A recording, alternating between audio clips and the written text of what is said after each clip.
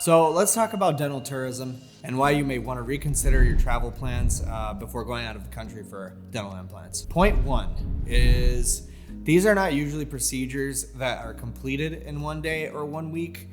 There's steps in between moving on to the next point in the procedure where your body needs to heal, and you can't rush that healing time because the body heals at its own rate. So it may not make sense to travel back and forth overseas to continue to get that done. Whereas getting this type of procedure done within a day or a week and then calling it finished, that's also not going to be the right approach.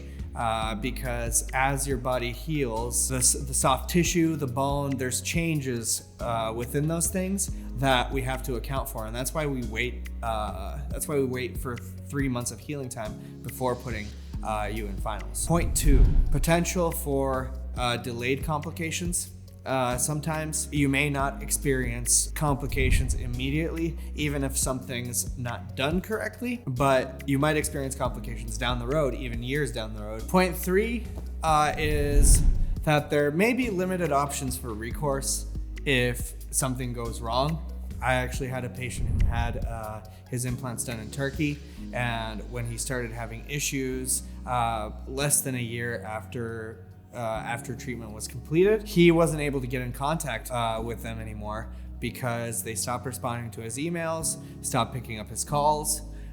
They blocked him on all social media channels, so he wasn't even able to get in contact with them. They had placed implants at the wrong positions and angulations, which makes it very difficult to restore and redo, because if implants are not placed appropriately at the appropriate depths, angulations, positions, then it becomes a very hard case to restore. And they told him he would be getting zirconia, and he did not get zirconia. He actually he had a metal frame with porcelain bonded to it, and all the porcelain ended up chipping off. So when he came into my office, he had a black smile because all the porcelain was chipped off the frame, and he thought he was getting zirconia. Point number four is revisions. So revisions are always more complex than the case was at the beginning, and revision surgeries are more complex, and with that comes extra costs. So